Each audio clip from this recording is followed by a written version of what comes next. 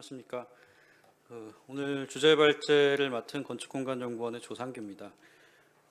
저희 연구원 같은 경우에는 건축 그리고 도시공간 분야의 국가 정책 그리고 법 제도를 연구하는 기관이고요. 저는 이제 몇 년 전부터 스마트 도시 정책 지원을 위한 과제를 여러 개 수행을 하면서 오늘 주제 발표에 이제 제가 소개드릴 여러 사례들 같은 것들을 연구를 하고 조사를 했습니다. 그래서 오늘 키스텝에서 저를 주제 발제자로 초대를 해주신 것 같고요. 제가 뭐 이 주제에 대해서 어떤 정답을 가지고 있어서 이제 주제 발제를 맡았다기보다는 이제 같이 토론하기 위한 어떤 화두를 던진다, 이렇게 이해해 주시면 좋을 것 같습니다. 백을 눌렀네. 죄송합니다. 예, 논의 배경입니다. 일단 뭐 정병선 원장님께서 이제 초대장을 통해서 화두를 던져 주셔서 그걸 받아서 좀 이어가는 형태로 시작을 해보겠습니다. 이제 도시 기술 경제라는 개념이 이제 주목을 받기 시작한 게 2000년대부터 우리나라뿐만 아니라 이제 전 세계적으로 고민을 많이 하고 있는 주제입니다. 예전에는 이제 연구 공원 형태의 사이언스 파크 형태의 혁신 클러스터를 대규모로 조성을 해가지고 거기서 이제 새로운 연구와 창업이라든가 이런 것들을 육성을 하려고 노력을 많이 했었는데 2000년대 들어서는 다시 기존 도시 공간 안에서 이제 새로운 어떤 혁신이 일어나는 그런 흐름들이 좀 나타나고 있고요. 그러다 보니까 이제 리처드 플로리다 같은 학자들이 이제 창조 계급이라는 얘기를 쓰더라고요. 이제 창조 계급에 속하는 사람들을 유치하고 유지하는데 성공한 곳들은 이제 융성을 하고 그렇지 못한 곳들은 쇠퇴한다, 이런 얘기를 던지면서 전 세계적으로 좀 화두가 되고 있는 상태입니다. 뭐 우리나라도 마찬가지인데 어쨌든 차세대 산업, 이제 우리가 4차 산업 혁명이라고 얘기를 많이 하는데 뭐 그 실체가 뭐냐라는 거에 대해서도 갑론을박이 많이 있습니다만 여전히 이제 여러 국가들이 새로운 이제 산업 시대에 주도권을 확보하기 위해서 노력을 하고 있습니다. 그러다 보니까 이제 기술이 도시 성장을 촉진시키고 또 도시에서 기술 혁신이 가속화되는 어떤 선순환 구조를 만드는 것이 특히 이제 선진 국가들에서의 주요 관심사가 되고 있습니다. 이런 것들을 좀 통틀어서 혁신 클러스터라고 이제 얘기를 할 수 있을 것 같은데요. 우리나라도 2000년대부터 정책적으로 많은 수의 혁신 클러스터를 확보하기 위해서 노력을 하고 있습니다. 중앙정부에서 하고 있는 것들도 있고 지자체에서 도시 개발을 하다가 이제 준비하고 있는 것들도 있고 합니다. 근데 뭐 그럼에도 불구하고 지금 이제 2023년 지금의 현재를 이제 돌아볼 때 지역은 이제 소멸되고 있고 이제 수도권으로의 이제 집중이, 수도권 서울조차도 지금 인구가 좀 빠져나가고 있는 현상이 좀 관측이 되고 있습니다. 지역 균형이라든가 어떤 혁신 클러스터 확보, 이것 어떻게 보면 굉장히 상반되는 정책 목표일 수가 있어요. 그래서 이런 것들이 조화를 이루고 갈 수 있을까 하는 것들도 국가적으로 큰 관심사라고 할 수 있겠습니다. 우리나라뿐만 아니라 말씀드렸다시피 미국도 고민이 많습니다. 지금 실리콘밸리가 이제 예전에는 혁신의 아이콘이었지 않습니까? 근데 지금은 이제 실리콘밸리의 빅테크 기업들이 그 근처에 있는, 근처는 아니죠. 이제 실리콘밸리에서 좀 올라가면 샌프란시스코가 있는데 샌프란시스코라든가 뭐 텍사스, 오스틴 이런 데로 이제 이탈을 하고 있습니다. 굉장히 물가가 비싸고 이제 실리콘밸리 같은 경우에는 예를 들어 10만 불, 연봉 10만 불 기준으로 저소득층의 경계선에 선다고 하더라고요. 그래서 우리나라 같은 경우는 꽤 괜찮게 사는 소득 수준임에도 불구하고 실리콘밸리 가면 저소득층이 되는 그런 이제 문제를 안고 있고, 지금 이제 굉장히 전 세계적으로 돌풍을 일으킨 챗 GPT를 개발한 오픈 AI 같은 경우에는 샌프란시스코 도심부의 이제 허름한 지역에 본사를 두고 있습니다. 그래서 지금 이 지역을 중심으로 이제 세레브럴 밸리라고 해서 빅테크 중에서 AI 기업들이 근처에 모여드는 또 현상이 나타나고 있고요. 근데 여기에 무슨 대단한 인프라가 있거나 이래서 그런 건 아닙니다. 오픈 AI라는 기업이 거기 있으니까 이제 그런 인재들이 몰려드는 거죠. 어떻게 보면은 이제 혁신 클러스터를 어떻게 인위적으로 우리가 만들 수 있을까라는 부분들도 어떻게 보면 원론적으로 굉장히 고민되는 부분이기도 합니다. 우리는 뭘 해야 될까요? 뭐 일단 그 정답을 찾아서 이제 모색해 나가는 과정이라고 본다면은 이제 현황이라든가 주요 해외 사례에 대해서 좀 살펴보고 얘기를 계속 해야 될 것 같습니다. 우리나라도 아까 말씀드렸다시피 노력이 부족하지는 않았습니다. 지금도 굉장히 많은 노력을 기울이고 있고, 정부에서는 이제 연구개발 특구, 그다음에 국가식품 클러스터라든가 바이오 클러스터 여러 가지 것들을 하고 있고요. 지자체도 판교 테크노밸리, 광교 테크노밸리, 상암 DMC, 마곡 첨단 산업지구, 성수 첨단 산업지구 등 여러 가지 프로젝트 아닌 프로젝트들이 이제 진행이 되고 있는 상태입니다. 중앙정부 혁신 클러스터 이거 뭐 그림이 약간 깨지긴 했는데 대덕 특구를 중심으로 해서 여러 지역들 권역별로 연구개발 특구들을 만들고 있고요. 그리고 바이오 클러스터만 해도 지금 지도의 오른쪽에 표시된 것처럼 굉장히 여러 지역에서 추진이 되고 있습니다. 노력이 부족하진 않아요. 그리고 굉장히 어떻게 보면 과하게 노력하고 있는 게 아닌가 이런 싶기도 합니다. 이제 중앙정부의 혁신 클러스터 조성 정책에 대해서 간단하게 이제 짚고 넘어가자면은 지금 정부 같은 경우에는 지역 특화 산업하고 연계해서 혁신 클러스터 조성을 위해서 노력을 하고 있습니다.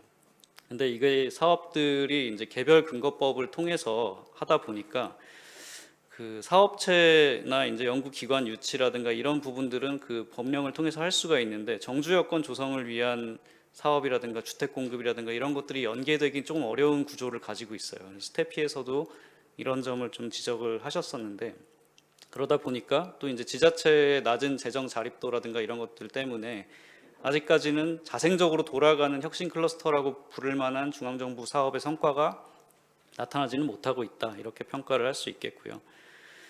지자체 같은 경우에는 이제 중앙정부하고는 조금 관점이 다른데, 지역 개발을 위해서 이제 택지 개발 사업이라든가 도시 개발 사업을 하다가 그 안에 이제 너무 이제 주거 기능만 넣기가 민망한 거죠. 이제 자생적인 어떤 그런 기능들을 좀 갖고 싶어서 이제 혁신 클러스터라는 것들을 만들게 되는데, 판교 테크노밸리 같은 경우에도 원래는 판교 신도시를 개발하면서 그 동쪽 동판교 지구죠. 동판교 지구의 도시 지원 시설 용지라고 되어 있었습니다.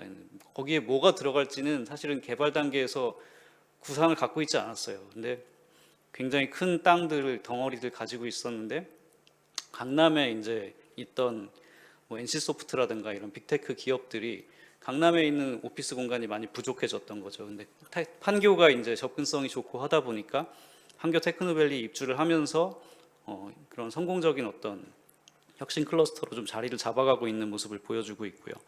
상암 디지털 미디어 시티라든가 마곡 첨단 산업단지 뭐 이런 것들, 그리고 이제 예전에 구로공단이라고 불렀던 이제 그 서울 디지털 산업단지로 지금 이름을 바꿨는데 G밸리라고 하더라고요. 이제 그런 이제 중공업 지역들에도 지금 새로운 이제 혁신 클러스터들이 나타나고 있는 상태입니다. 그리고 송도 신도시 개발하고 연계해서 송도 바이오 클러스터 같은 것들도 지금 굉장히 규모 있게 진행이 되고 있고요.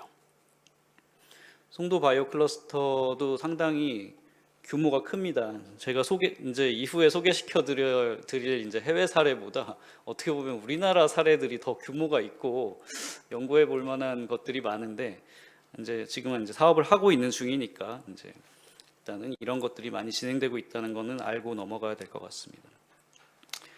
해외 사례는 뭐 다각도로 좀 볼 수가 있고 되게 사례가 많은데, 이제 작은 사례들이 여러 개가 있습니다. 어떻게 보면 이제 큰 엄청나게 빅 프로젝트는 지금 요즘 이제 회자되고 있는 이제 화두가 되고 있는 네옴시티 같은 것들이 엄청나게 지금 큰 규모로 이제 전 세계에 좀 충격을 주고 있는 상태인데요. 영국이라든가 미국, 뭐 유럽 같은 경우에는 이제 에너지 자립이라든가 이런 것들을 좀 포커싱을 맞춰서 진행을 하고 있고, 공통적으로 이제 혁신 생태계 구축을 위해서 자원 집중하고 그리고 연결성 강화를 위한 모빌리티 혁신이라든가 유연하고 개방적인 혁신 공간 제공 등을 위해서 노력을 하고 있습니다. 각각의 사례 중에서 조금 특징적인 부분들을 좀 말씀을 드리겠습니다. 보스턴 케임브리지 이노베이션 디스트릭트를 먼저 좀 말씀을 드릴 수 있을 것 같습니다. 보스턴 케임브리지 같은 경우에는 이제 관내에 하버드 그리고 MIT라는 이제 굉장히 세계적으로 경쟁력 있는 대학을 가지고 있는 지역이고요. 특히 이제 키스텝에서 관심을 가져주셨던 캔달 스퀘어가 이제 MIT 바로 옆에 이 보스턴 케임브리지 이노베이션 디스트릭트 중에 하나로 위치를 하고 있습니다. 이 사업들 여러 가지 이제 혁신 클러스터 사업들이 동시에 진행되고 있는 부분이고요. 여기에 이제 민관 협력을 위한 PPP 이니셔티브도 있고 민간 이니셔티브도 있고 공공주도 이니셔티브도 있고 다각적으로 지금 성공을 시키기 위해 노력을 하고 있습니다. 이 지역 자체가 혁신 기업들을 많이 이제 가지고 있는 지역이다 보니까 조금 성공적으로 잘 진행이 되고 있다라고 보여지고, 그 중에서도 이제 캔달 스퀘어 같은 경우에는 MIT 바로 옆에 인접한 지역입니다. 이제 MIT 인접 지역에 거점이 되는 연구 시설들, 그리고 이제 기업들이 입주할 수 있는 사무 공간이라든가 이런 것들을 배치를 하고 이제 MIT를 중심으로 해서 이제 혁신 지구 형태로 조성을 하고 있고요. 뭐 하버드도 가깝고요. 여기 같은 경우에는 이제 대중교통을 통해서 MIT 하버드 접근이 되고, 특히 이제 MIT 같은 경우에는 1950년대부터 MIT가 재산이 굉장히 많습니다. 학내 기금이 지금 우리나라 돈으로 환산했을 때 30조 원이 넘어가고요. 하버드 같은 경우에 60조 원이 넘어간다고 하더라고요. 이제 굉장히 대학이 돈을 많이 가지고 있는 특징을 가지고 있는데, 그러다 보니까 이 지역에 MIT가 가지고 있는 부동산이 많습니다. 이 부동산들을 활용해서 이제 어떻게 꼭 돈을 벌려고 하는 건 아니지 않습니까? MIT 같은 경우에는 이제 대학 소유 부지를 활용해서 혁신 거점 공간을 제공하기 위해서 노력을 많이 해왔고요. 최근 20년 동안에는 생명과학 그리고 제약 분야의 스타트업 육성을 위해서 공간을 제공을 하고 성과를 거두고 있습니다. 1999년도에 이제 케임브리지 이노베이션 센터라는, 이게 기관이라면 기관이고 이제 기업이라면 기업이겠는데, 쉽게 얘기하면은 위워크 같은 그런 역할을 하는 기관입니다. 이제 위워크가 그 공유 오피스라든가 이런 것들을 제공을 하면서 전 세계적으로 주목을 좀 받았었는데, 훨씬 더 오래 전부터 이런 일들을 수행을 해오고 있었고요.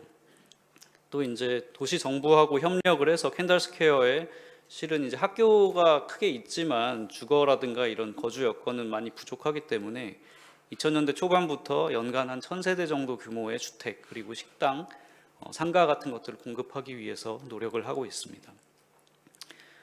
좀 전에 말씀드렸던 CIC 캠브리지 이노베이션 센터라는 이제 기업인데요. 이제 1999년에 MIT 졸업생이 설립한 부동산 개발 업체라고 이해하시면 될 것 같습니다. 이제 혁신지구 조성을 위한 프로젝트에 같이 협력을 많이 하고 있는데, 현재는 이제 이 지역뿐만 아니라 9개의 캠퍼스 오피스 빌딩을 이제 소유 또는 관리를 하고 있습니다. 사무 공간을 제공하는 게 기본적인 역할이고, 또 협업 공간이라든가 입주사들을 위한 컨설팅, 투자 유치 같은 것들을 지원을 해주고 있는 그런 역할을 하고 있고, 굉장히 중심적인 역할을 하고 있다라고 볼 수 있겠습니다. 캔달 스퀘어가 굉장히 이제 성공적인 사례로 많이 전 세계적으로 주목을 받고 평가를 받고 있긴 한데, 이제 코로나 이 전후로 좀 나눠봐야 되는 부분이 있습니다. 이제 코로나 전에 엄청나게 이제 입주 러시를 이뤘다가 코로나가 지나가고 나면서 이제 여러 가지로 조금 어려움을 겪고 있고요. 또 인기를 끌다 보니까 바로 이제 그 우리가 도시 분야에서 얘기하는 젠트리피케이션이라고 하죠. 임대료가 상승을 하고, 원래는 이제 가진 게 없는 스타트업들이 이제 입주를 하고 이제 활동을 할 수 있어야 되는데 이제 굉장히 비싼 지역이 된 거예요. 그리고 전 세계적으로 이제 유명한 제약사들이라든가 이런 데들이 캔달 스퀘어에 또 브랜치를 만들려고 달려들다 보니까 오히려 이제 너무 인기가 좋아져서 어려움을 겪는 그런 상황이 좀 전개가 되고 있고, 그러다 보니까 시정부 차원에서도 이게 다시 또 이런 도시 문제를 해결하기 위해서 협력을 하고 대안을 모색하고 있는 그런 상태입니다. 어떻게 보면 이제 완결된 스토리가 아닌 거죠. 이제 아직도 진행되고 있는 상태인 거고, 이쪽도 해결해야 될 문제가 아직 남아 있다, 이렇게 말씀을 드릴 수 있겠고요. 다음에 이제 스마트 도시 프로젝트들을 한 2개 이제 소개시켜 드리려고 하는데, 이제 스마트 도시가 주목을 좀 해봐야 되는 이유 중에 하나가, 첨단 지식 산업 중에서도 이제 스마트 도시하고 연계된 산업 분야도 굉장히 많이 중요도를 가지고 있습니다. 이제 자율주행차라든가 AI 활용, 뭐 수요응답형 대중교통이라든가 이런 혁신 기업들이 이 분야에서 많이 나타나고 있는데, 이런 사업들이 수요되고 전개되는 무대 자체가 도시인 거죠. 이제 도시의 혁신 능력을 유지하고 기존의 도시 문제를 해결하면서도 첨단 산업을 인큐베이팅 할 수 있는 기회가 있지 않을까? 이런 관점에서 스마트 도시라는 그런 부분이 전 세계적으로 화두가 되고 있고요. 오스트리아 같은 경우에는 아스페른 스마트 시티 프로젝트가 진행이 되고 있습니다. 현재 제가 소개시켜 드릴 사례들은 전부 다 지금 진행 중인 프로젝트들입니다. 어떻게 보면 완성을 보고 이제 우리가 이제 정답을 끌어낼 수 있는 그런 부분이 아니라 얘들도 같이 우리하고 고민을 하고 있는 그런 상태다. 이렇게 이해하시는 게 좋을 것 같고요. 2013년부터 이제 진행된 프로젝트인데 아스페른 지역 같은 경우에는 그 오스트리아 수도 빈이죠. 이제 빈 인근에 원래 공항이 있었는데 1970년도에 공항이 빠져나가면서 큰 부지가 이제 덩그러니 이제 방치되어 있는 상태였습니다. 그래서 이 부지를 어떻게 활용할까 고민을 하다가 시작된 프로젝트고요. 전체 이제 인구 목표는 한 3만 명 정도를 목표로 사업을 진행을 하고 있고 현재는 한 7,500명 정도 이제 거주자를 가지고 있는 스마트 도시입니다. 작은 규모의 이제 스마트 도시고요. 우리나라로 따지면은 대규모 아파트 단지 한 3-4개 정도 그런 정도 규모라고 이해를 하시면 될 것 같습니다. 지멘스는 잘 아실 겁니다. 이제 유럽의 이제 큰 에너지 기업이고 지멘스 이외에 유수의 에너지 기업들이 비엔나시하고 같이 공동으로 사업을 시행을 하고 있습니다. 이 아스페른에서 진행되고 있는 프로젝트들은 대부분 이제 도시 에너지 인프라를 개선하기 위한 프로젝트들이고요. 스마트 빌딩, 스마트 그리드, 뱀스 이런 이제 에너지의 생산과 유통을 이제 혁신하기 위한 프로젝트들을 이제 아스페른 지구를 대상으로 해서 실험을 하고 있고 거의 이제 에너지 자립을 목표로 해서 사업을 진행을 하고 있습니다.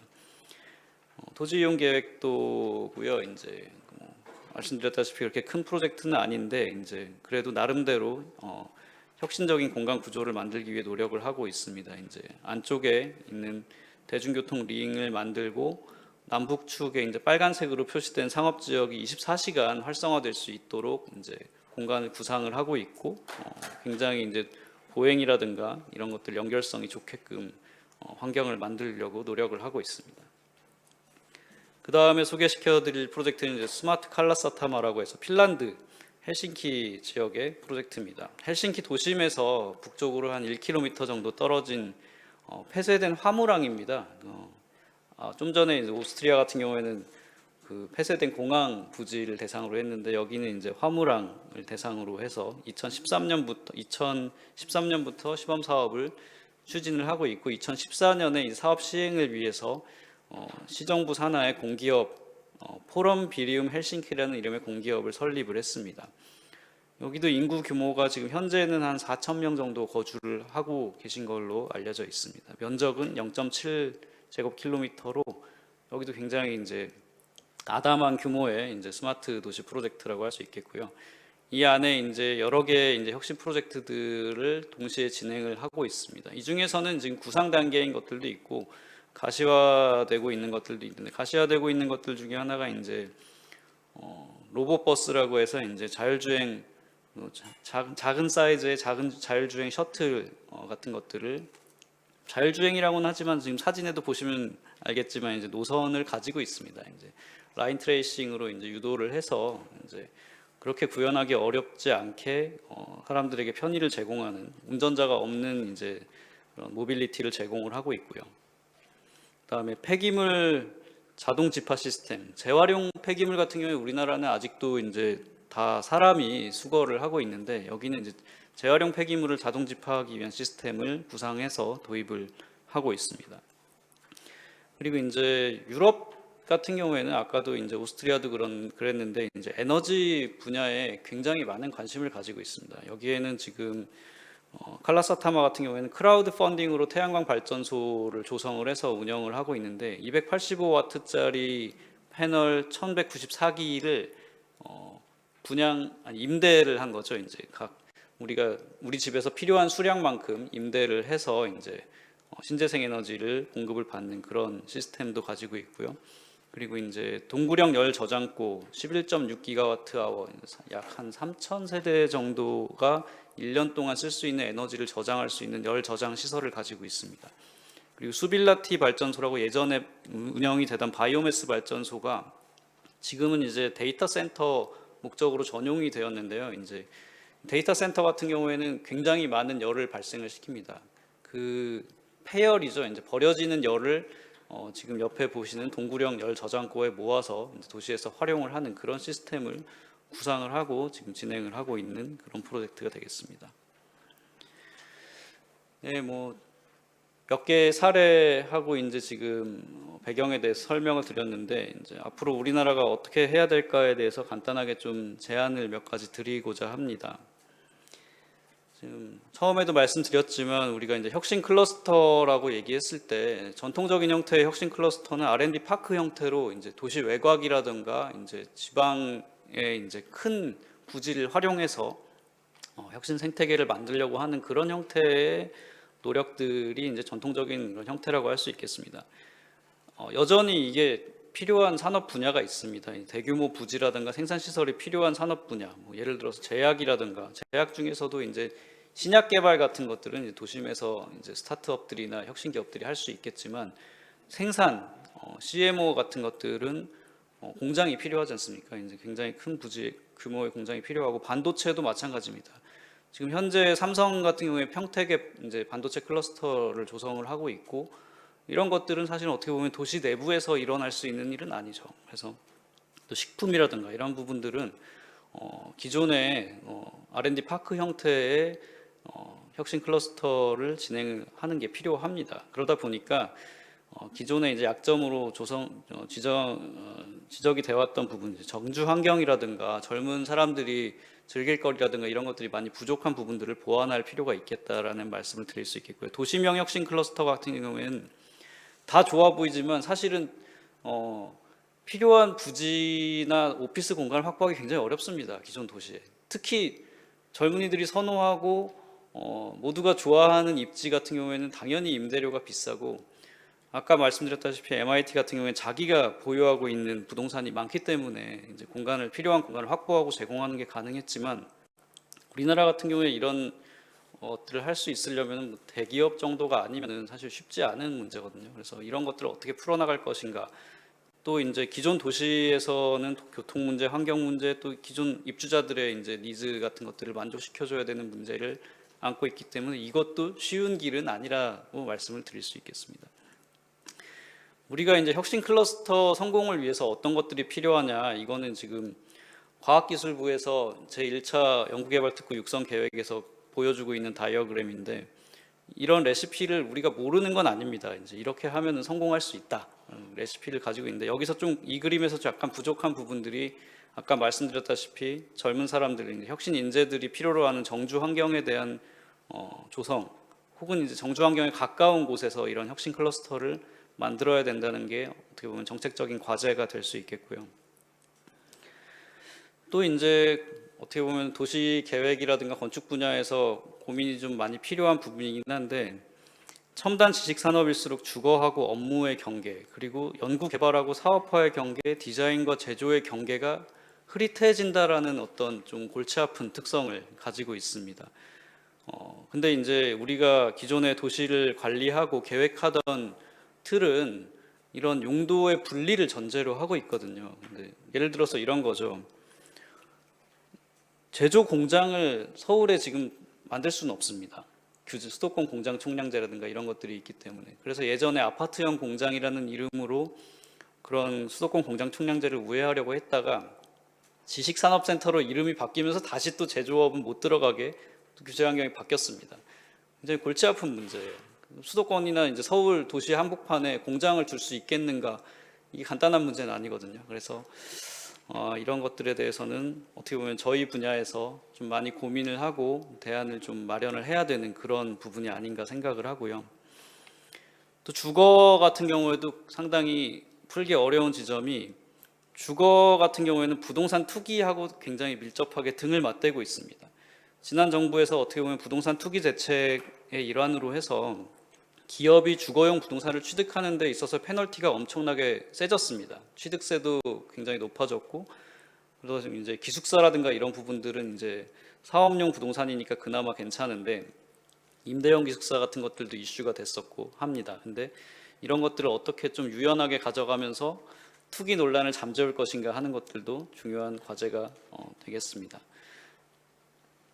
뭐 대학이라든가 연구기관의 유연화 부분들 이런 것들도 이런 건 뭐 제가 전문 분야가 아니라서 그냥 말씀만 간단하게 드릴 수 있겠는데 뭐 미국의 유명한 이제 캠퍼스 없는 대학교 미네르바 대학이라는 대학교가 이제 화제가 되고 있었죠. 이제 근데 우리나라 대학 같은 경우에는 100% 온라인 과정이라든가 이런 것들을 개설하는 데 있어서 여러 가지 규제를 적용을 받다 보니까 쉽지 않은 부분이 있고요. 또 학과 정원제라든가 이런 부분들이 아직까지 발목을 잡고 있는 그런 부분이 있겠습니다. 근데 뭐 그게 꼭 나쁘다라기보다는 우리나라가 지금 처한 환경에서 지금 어쨌든 결정된 규제 환경이긴 한데 앞으로 우리가 이제 새로운 지식 산업 클러스터라든가 혁신적인 어떤 산업을 육성하는 데 있어서 이게 적절한가라는 거에 대해서는 사회적으로 좀 논의가 필요하고 개선이 필요한 부분이 아닌가 생각을 합니다.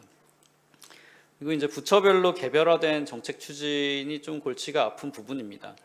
균형 발전, 도시 재생, 스마트 도시 조성 다 다른 타이틀을 가지고 있지만 어떻게 보면 다 같은 공간을 무대로 해서 사업을 해야 되는 부분입니다. 요즘은 이제 조금 나아지려는 모습을 보이고 있긴 한데 스마트 도시 사업 같은 경우에도 처음에는 혁신 클러스터라든가 이런 부분들하고 별로 연계성 없이 이제 진행이 되다가 지금은 지역의 이제 혁신 클러스터라든가 이런 부분들하고 연계를 해서 지원하기 위한 스마트 인프라를 확보하기 위한 사업들로 좀 전환이 많이 되고 있는 상태입니다. 근데 이런 것들이 진작에 좀 잘 코디네이트가 됐으면 더 좋지 않았을까 이런 아쉬움은 좀 있고 또 이제 민간의 부동산 투자를 계획적으로 유도해서 재정 투자 사업의 효율성을 제고하는 것도 굉장히 중요한 과제가 되겠습니다. 뭐 미래 첨단 도시를 준비하는 데 있어서 사실은 이렇게 화려하고 또 우리가 알기 쉬운 부분만 있는 건 아닙니다. 이제 새로운 산업 지원 시설이 또 많이 필요로 하는 상태인데 아까 잠깐 이제 그 핀란드에서도 말씀드렸지만 데이터 센터라든가 이런 부분들이 엄청나게 많이 늘어나고 이제 필요하고 있는 상태입니다. 근데 우리나라에서는 이제 데이터 센터라든가 첨단 물류 센터라든가 이런 산업을 굴러가게 하기 위한 기반 시설에 대해서 어떻게 이거를 허가를 해주고 기준을 마련할 것인가에 대해서는 많이 논의가 이루어지지 않았습니다. 그래서 이런 부분들에 대해서는 조금 더 우리가 준비를 해야 되는 부분이 있을 것 같고요. 뭐 전기차 같은 경우에도 전기차 보급은 많이 늘어났는데 충전 시설 보급이 오히려 못 따라가고 있는 그런 문제. 그다음에 차세대 모빌리티 도입을 위한 기반 시설 도입에도 조금 속도를 내야 되는 상황이 되겠습니다. 뭐 더 중요하게는 사실은 기존 도시에 이미 사람들이 살고 있는 도시에 이런 새로운 플레이어들이 많이 나타나고 있는데 어떻게 조화롭게 이것들을 가져올 수 있을까 하는 것이 중요한 고민의 지점이 아닌가 생각을 합니다. 뭐 그림 몇 장 준비했는데 뭐 간단하게 보고 넘어가시죠. 이거는 이제 스마트 도시들에서 지금 이제 여러 모빌리티 수단이라든가 이제 기술들이 논의가 되고 있는데 그게 들어왔을 때 우리 도시가 어떻게 달라질까 하는 부분인데요. 도로교통 같은 경우에는 도로교통 수단이 굉장히 다변화되는 측면이 있습니다. 이제 PM이라든가 이제 우리가 킥보드, 전동 킥보드, 자전거, 뭐 전기차, 자율차, 그다음에 뭐 자율주행 셔틀 수단이 굉장히 다양해지는 그런 현상이 나타나고 그러다 보니까 도로 공간을 좀 쪼개서 써야 되는 그런 조닝의 문제가 발생을 할 것 같습니다. 그리고 도시 항공교통 UAM이라고 우리가 얘기를 하는데 UAM 같은 경우에는 이착륙을 하기 위한 버티포트라든가 이제 이런 부분들이 준비가 많이 필요한 상태입니다. 주로 이제 건축물의 옥상 공간을 많이 활용을 해야 될 것 같고 기존 도시에도 이제 헬리콥터가 이착륙하기 위한 헬리포트를 이제 가지고 있기는 한데 이런 것들을 UAM에 대응하기 위해서 어떻게 컨버트를 할까라는 부분들도 고민이 좀 필요하고요. 그다음에 이제 아까 말씀드렸다시피 도시의 이제 에너지 체계를 혁신하기 위해서 이제 필요한 기반 시설들, 뭐 수소 에너지 유통을 위한 시설이라든가 이런 것들은 어떻게 보면은 혐오 시설일 수도 있거든요. 이제 수소라 그러면 사람들이 되게 위험하다고 생각을 하다 보니까 그런 것들을 어떻게 잘 숨기면서 이제 도시 안에 인티그레이트를 시킬까라는 것들도 그림을 좀 그려본 부분이 되겠습니다. 네, 이상으로 이제 주제 발표 간단하게 마치고요. 예, 토론 이어가도록 하겠습니다. 경청해 주셔서 감사합니다. 네.